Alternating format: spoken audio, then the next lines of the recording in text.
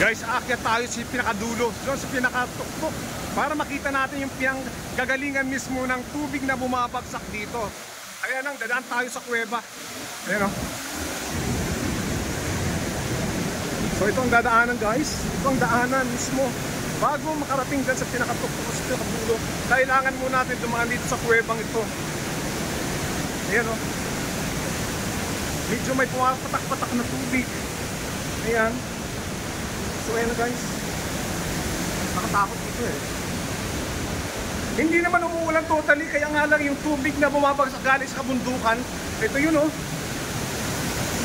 So ayan, ito guys, so ito yung pinaka main or pinagalingan mismo ng tubig.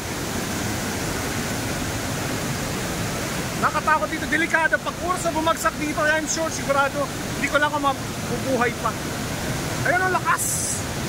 Grabe. May mga harang na hindi pwedeng pumasok dahil delikado.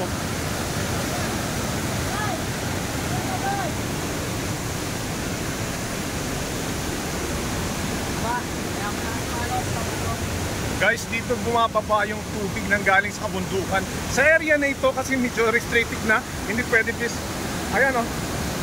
Diyan makita bumabagsak yung tubig galing sa kabundukan. Ito, delikado. Kung sa kasal, pag inanod kayo, hindi ko na alam bubuhay pa kayo dahil ang babagsakan nyo mismo is may mga bato na malalaki. Natatakpa lang ngayon ng tubig.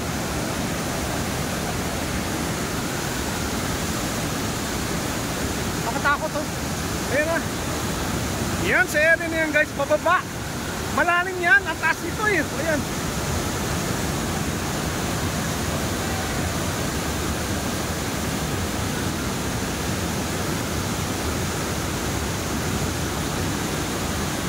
So ayan, ang lakas super.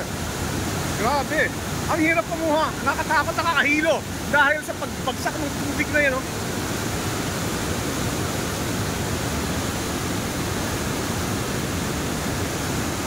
Ayan, pero ang ganda tingnan dito guys.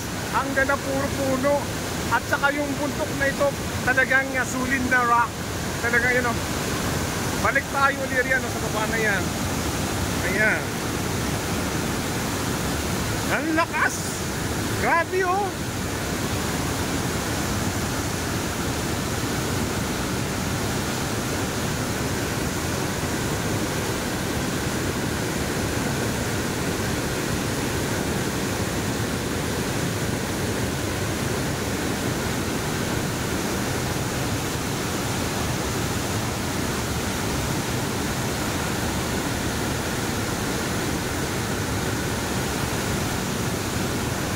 Thank you for watching!